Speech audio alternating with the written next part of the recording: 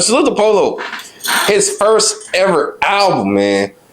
With platinum, and y'all had parts in that. Like, yeah, it's crazy, bro. And did y'all see that coming? I would be honest, bro. I didn't know Kid Blast like that. So Kid Blast he's related to JR. You know JR 007, right? Yeah. He's related to him through Tony. And I know JR. Yeah, free fucking JR, man. Free my boy JR, bro. And I know JR through Jado. Jado used to be on Madison and Austin, Madison and Mason, with Bankroll and shit. And I used to be with them and shit. So that's how I know Jado, and that's how I met JR. And I later met Gil through JR and Jada. Kid Blast, Gil. I call him Gil sometimes. It's a good. I'll be referring to him as that, you know. Yeah. Yeah, but I'm still the Blast. But oh yeah, that's another thing. Folks be managing TrenchMobb, right? Yeah, he managed TrenchMobb. Do you manage them as well? Do me? Yeah, yeah. Do you manage TrenchMobb as well? Nah, I just work with them, bro. I don't have any part in management. Tony does. His partner Tony is also involved in the management. Sure. He's more behind the scenes guy. Really great dude. Now he's also invested in Firehouse. All right, but now let's talk about Firehouse as a team. For sure. I ain't gonna lie. I love everybody that's a part of the team. I love everybody that's a part of the team because Firehouse is like, I ain't gonna lie, I damn near wish we would start this shit together because this shit probably would have been done faster. But bro, I feel you, man. But look, whole time though, we got something in the works coming soon, bro. That they're not ready for, bro. Word. You remember? Oh yeah. Think about it, bro. Think about it. Yeah. Bro, I remember now. We gonna be quiet on that, bro. Yeah, we can't speak too much on that, bro. But we're not ready for that. But yeah, no. Firehouse is like a second home to me, and it's like show love, bro. And it's like, not only was I able to host studio events here in a safe environment too. Like, that's the other thing. On that note, I think Firehouse is the only studio in the city where there's never been any like false client incidents. You know, we've never had any artists get into it with each other in here. Merchant. Never. So you brought all type of artists in this studio, and not one time did anybody get into it with the other parts. Bro, think about it, bro. Think about it. Who else? What other studio and what other team can work with everybody and keep it cordial like that? You know what I mean? Like, we always tell everyone, we fuck with everybody who fucks with us. I don't care what beef you have going on. If you fuck with me and you're true to me and real with me, I will fuck with you forever, bro. So like, when people say like, I don't fuck with this person, I'm in tour with this person, or like people worry about backdoor shit, that shit would never happen, bro. We recorded P. Rico, we recorded Just Glow, you know, we recorded YFG, we recorded Bloodhound, bro. And it doesn't matter. Like, none of that shit matters to me, bro. It matters to me how much you fuck with me, bro. You feel me? Yeah, as a matter of fact, that's something we need to talk about. This is something I recently learned. No matter who it is, somehow rappers will always try to involve you in their situations. You've never once been involved in a situation? Never once been involved in a situation. That's because, have you noticed how in our interviews, in our platform, and everything we do, we never instigate. We never throw any fire. We don't even really address that shit, bro. We really keep it strictly music, you know. Mm-hmm. And I feel like you know, that's respectable, you know. Yeah, for sure. Because a lot of platforms, they work with one side of a beef and they can never work with the other side, you know. And do you feel like that's what hinders them? I think that does hinder them, bro. And whether it's by choice or whether it's, I think it hinders all of Chicago, to be completely honest. Because a lot of these beefs are petty beefs. They're not even real beefs, you know. A lot of these street beefs are not real beefs. Okay, a lot of the street beefs are obviously real beefs, but some of them are not. You know what I'm saying? And some things we could overlook and come together as a city and make some real fucking hits, bro. For sure. I know you could think of at least 5-6 beefs that didn't have to happen. Yes, I could tell you so many shit that didn't have to happen, bro. It's a recent situation that didn't have to happen. We ain't gonna talk about that, but man, it's a few, bro. Okay, so if that's the case, since you never had no issues with artists ever getting into it, the artists, you never had situations where artists got into it with you over some shit too? I've had a couple of artists situations where artists have gotten into it with me, bro, and it sucks because no one ever takes me seriously until I have to go full asshole. Like, I'm gonna be honest, I have 2 modes: nice ass Mafia and Full Demon Mafia. And most people will never see Full Demon Mafia, but when Full Demon Mafia comes out, bro, he scares me. You feel me? Like, hey, that's the same. Hey, look, that's the same way with me, bro. Like, you feel me, bro? Like, oh yeah, that's nothing.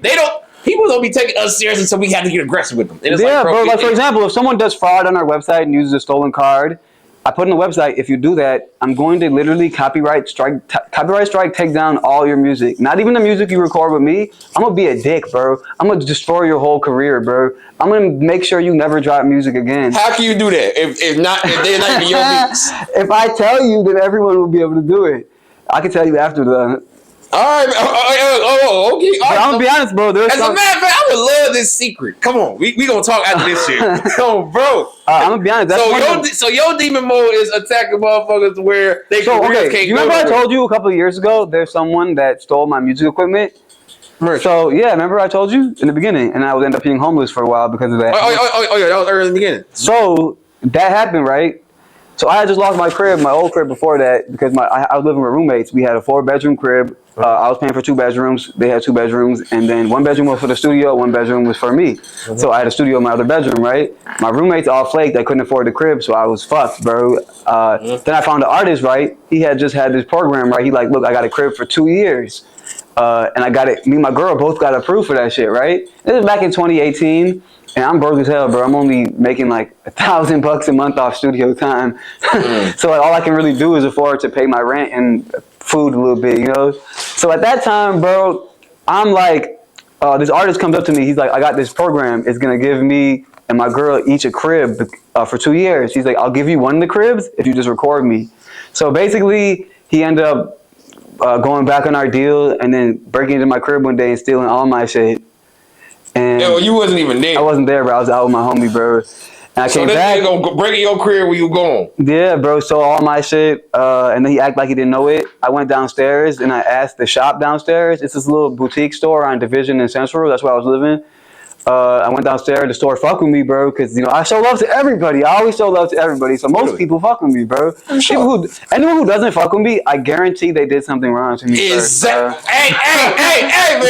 man. You feel me, bro? Hey, that's exactly what I be going through. Anybody who doesn't fuck with me, these niggas will literally start the problems and not take accountability that it's their fault. I don't understand, bro. I literally show so much love to people, bro. But it is what it is, bro. I'm not even gonna speak on some of the situations, bro. We don't gotta get too deep into the situation because that'll be but back on the subject though, the dude who took my shit, right? I ended up, I made copies of keys and I gave them to all the crackheads on Division and Central, and then I got hammers destroy everything in that bitch, bro. It's long enough for the statute of limitations to be gone by, so they can't do shit. Don't give a fuck. Destroyed the crib, moved out, and then I was still mad though, bro. I still didn't feel like I got what I needed because one of the mics that he stole was a Michael Jolie modded Newman U87 mic, and a friend from Atlanta had sent that to me when my last mic broke, and he sent that to me like it's a mic that doesn't exist anymore. They don't make it anymore, and he sold it online for $400 thinking it was something else. So I was so mad about that shit. You know, he still can't drop music to this day. I have notifications on my shit 5-6 years ago. He gave up dropping. He gave up music. He gave up making music. So a nigga robbed you, and then you stopped him from even having a career after that. He spent thousands of dollars on studio time just to never be able to drop it. Never be able to drop it. Hey, you deserved it, nigga. Why? Because for what? I gave him so many beats. I showed so much love. He was just mad that he couldn't finesse me. That's all it came down to. Like, I'm not gonna let someone finesse me, bro. I'll be nice as hell, bro, but you're never gonna finesse me, bro. As they shouldn't. Any motherfucker that try to finesse is like get on their ass. Like, yeah, bro. I'm always like 5 steps ahead, bro. Because you might not think I'm thinking about it, bro, but I've thought about it. You know? Like plenty of times, bro. As you should. So, since then, you haven't had to do that with no other rappers, right? I have had to do it with 2 artists. No, probably more than 2 artists. But all right, say less. We definitely need to have a talk. So check this out, bro. So some artists, they do fraud and then they don't want to pay me back. So like we get charged a $50 dispute fee. So they charge $250. Say I got to pay my engineers for their hours, right?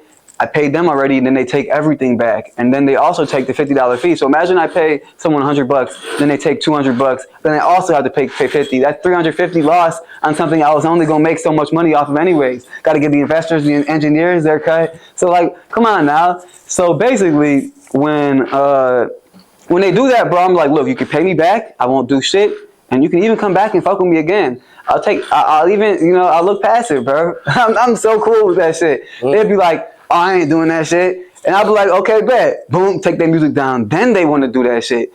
Then they want to listen. And that's the thing, though. Everybody want to start problems until they feel right, see bro. how this shit can until really they realize that however they're thinking is gonna work is not gonna work, bro. Like if someone comes up here, I have cameras, I have legal guns, I'll legally smoke you, and you'll try me, I'll legally smoke you, and you won't still be able to drop music. It's like, come on, bro. Like you're gonna lose, bro. Hey. Wait. You was on 2 ankle monitors, and now you got legal guns. Chicago Wave, what's your message to the youth? There's a million things I could say to them, but if there's one thing that they need to know that I feel like they should know, I'm here for them.